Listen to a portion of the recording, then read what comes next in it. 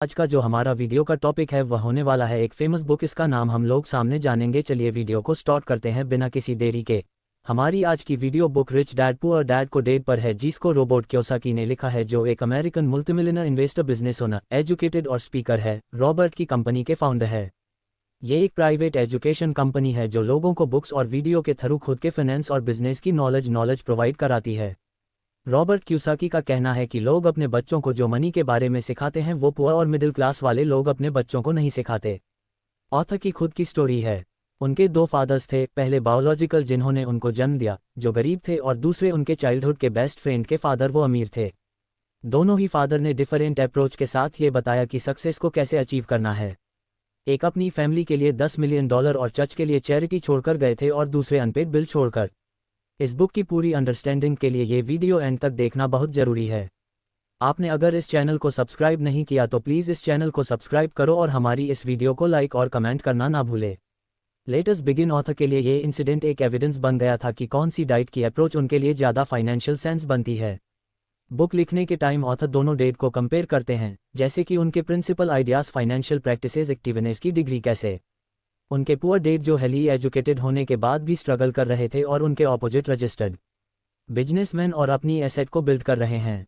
Author अपनी पूरा date को कंपेयर उन लोगों से करते हैं जो रैप रेस में भाग रहे हैं और ज़्यादा अचीव करने की शक्ल में ही हेल्पलेस हो गए हैं, पर पैसे की कमी की वजह से अपने ड्रीम्स को वो सेटिस्फाई नहीं कर पाते।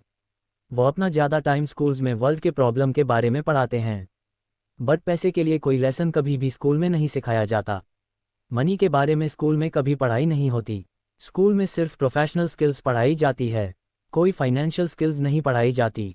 इसी वजह से रिच बनते हैं और पूर्व और भी ज़्यादा पुअर होते हैं। मिडिल क्लास इसी स्ट्रगल में कि उनको मनी से रिलेटेड घर पर पढ़ाया जाता है, ना कि स्कूल में। हम में से ज़्यादातर लोग पैसे के बारे में अपने पेरेंट्स से सीखते हैं, तो ये वो डेट के बारे में कुछ और जानते हैं। ऑथर अपने पूरे डेट को ऐसे हज़ारों लाखों फादर्स से कंपेयर करते हैं जो अपने बच्चों को इस बात के लिए एनकरेज करते हैं कि वो स्कूल में अच्छे से पढ़ें ताकि उनको अच्छी कंपनी में एक अच्छी सी नौकरी मिल सके। ट्रेडिशनल प्रिंसिपल में बिलीव करते थे, जैसा मेहनत करना, पैसे सेव करना, मटीरियल चीज़ें ना खरीदना। उनका ये मानना था कि एक सॉलिड कंपनी के साथ जॉब करना एक अच्छा काम है। इसलिए वो डिसअपॉइंट भी हुए जब उनके बेटे ने बड़ी रेपुटेड कंपनी में नौकरी छोड़ दी। वो दैट एजुकेशन को सक्सेस के पासपोर्ट की तरह देखते हैं। उनके पास डॉक्टरेट डिग्री थी और वो बड़ी यूनिवर्सिटी भी गई, बट वो फाइनेंशियल स्ट्रगल ही कर रहे थे। वो ये बिलीव करते थे कि वो कभी भी रिच नहीं बन पाएंगे, और यही उनकी खुद की करी गई भविष्यवाणी बन गई। हमेशा अच्छे एजुकेशन में इंटरेस्टेड थे और मनी से रिलेटेड सब्जेक्ट में इंटरेस्टेड नहीं थे।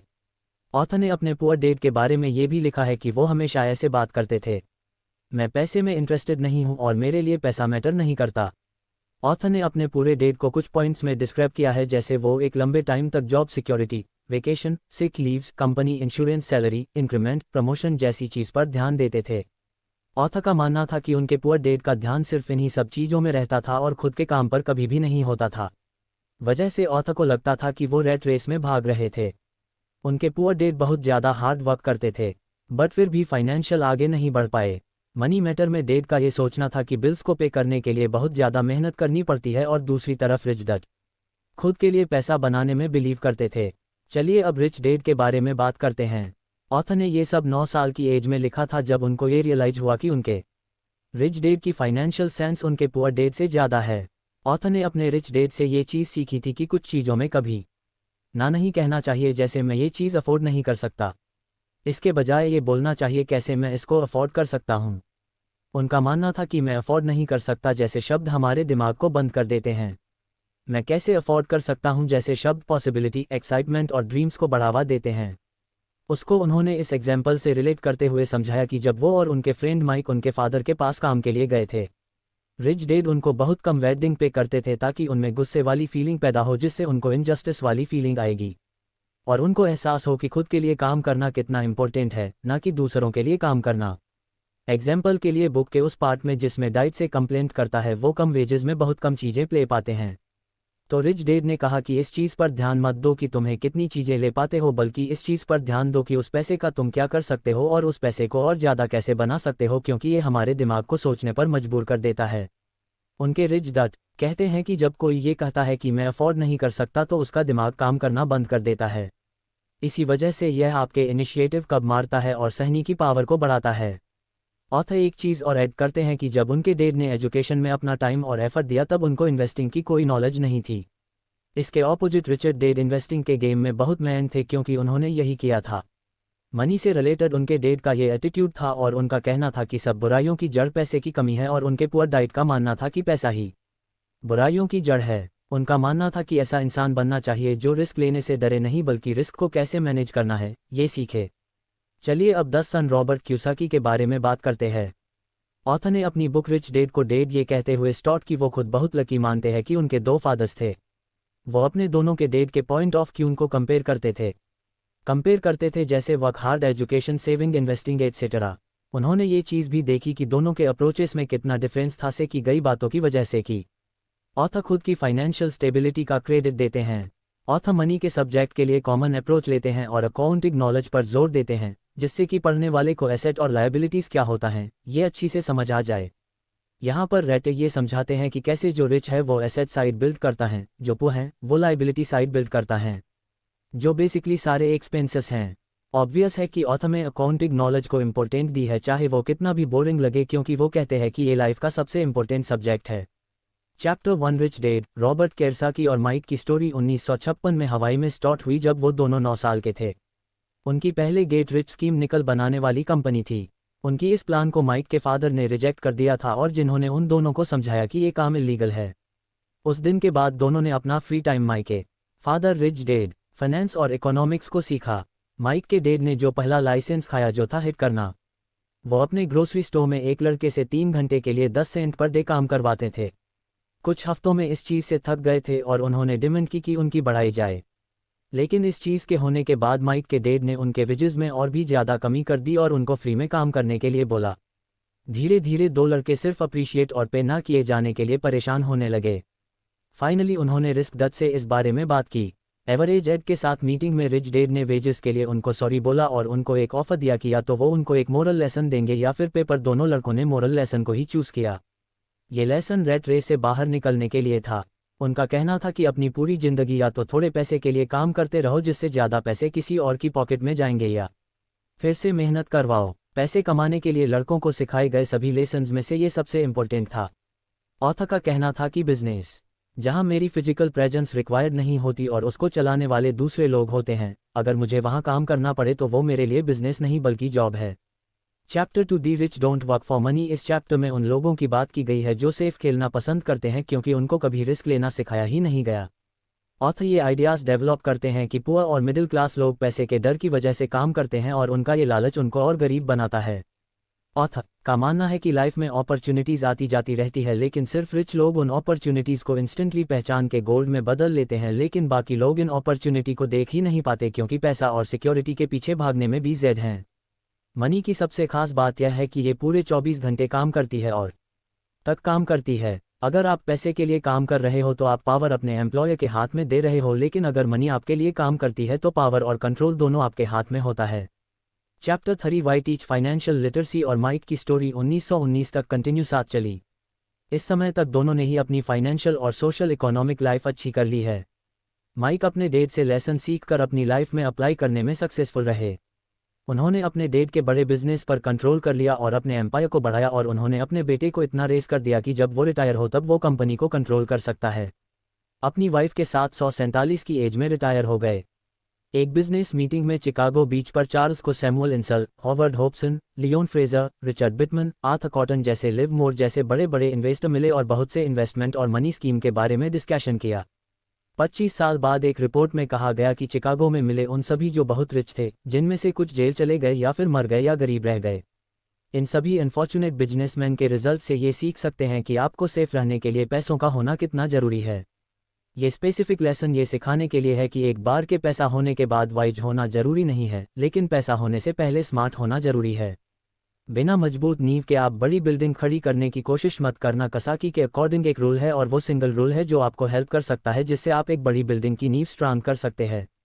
और वो रूल है एसेट और लायबिलिटी के बीच का फ़र्क समझना और ये समझना कि आप सिर्फ एसेट को कंट्रोल कर सकते हैं। वो कहते हैं कि इंटेलिजेंस प्रॉब्लम सॉल्व करती है और मनी भी प्रोड्यूस करती है। फाइनेंशियल इंटेलिजेंस के बिना मनी बहुत जल्दी चली जाती है। ऑथर का ये मानना है कि फाइनेंशियल चीज़ों की नॉलेज आपको अकाउंटिंग नॉलेज से आती है। एसेट और लाइबिलिटी के बीच का डिफरेंस पता होना बहुत जरूरी है। का कहना है कि गरीब लोग गरीब ही रहते हैं क्योंकि वो इसके ऑपोजिट करते हैं। वो अपनी लाइबिलिटीज़ को जोड़ते रहते हैं और एसेट उनके पास जीरो होती है, इसलिए उनके बैलेंस शीट और इनकम स्टेटमेंट सब ऊपर नीचे होती है। ऑथर के अकॉर्डिंग लोग ये नहीं समझते कि ये इम्पोर्टेंट नहीं है कि आप कितना पैसा कमाते हो, लेकिन इम्पोर्टेंट ये है कि कितना अपने पास रख पाते हो। चैप्टर 4 में and your own business rich लोग अपने एसेट पर ध्यान देते हैं जबकि बाकी लोग अपने इनकम स्टेटमेंट पर ही ध्यान देने में बिजी रहते हैं।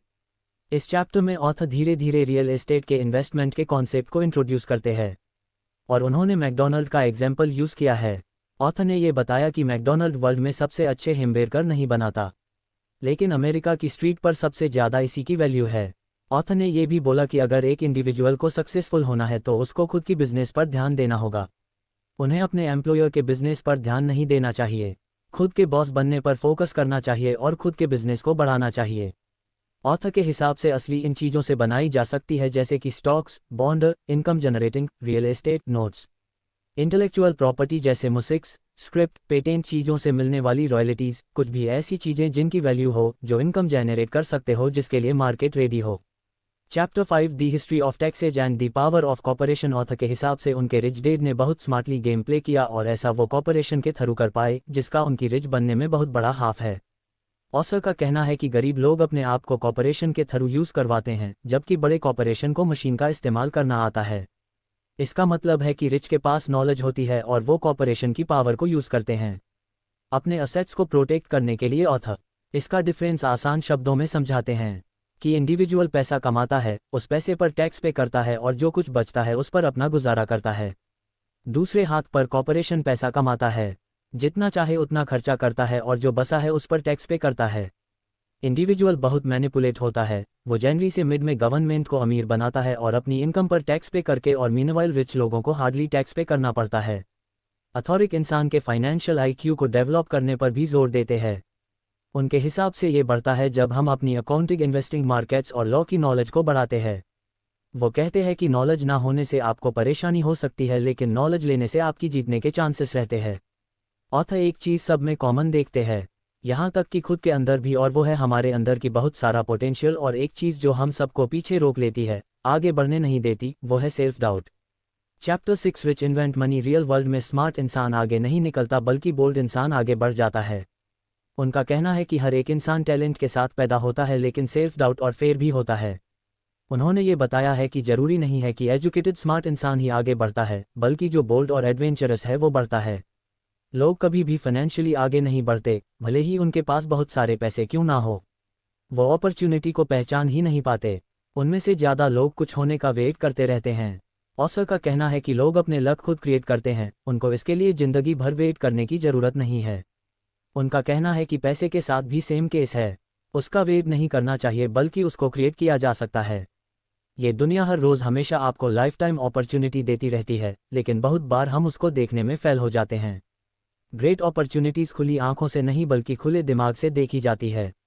ऑथर ज़्यादा इंटेलिजेंट लोगों को हायर करने के लिए एनकरेज करते हैं, क्योंकि दूसरों की नॉलेज को यूज़ करके खुद की नॉलेज बढ़ाई जा सकती है और उन लोगों के लिए कुछ किया जा सकता है जिनके पास नॉलेज नहीं है। Chapter 7 work to learn don't work for money. Author कहते हैं कि मेरे एजुकेटेड डैड के लिए जॉब सिक्योरिटी ही सब कुछ था और मेरे रिच डैड के लिए लर्निंग ही सब कुछ थी।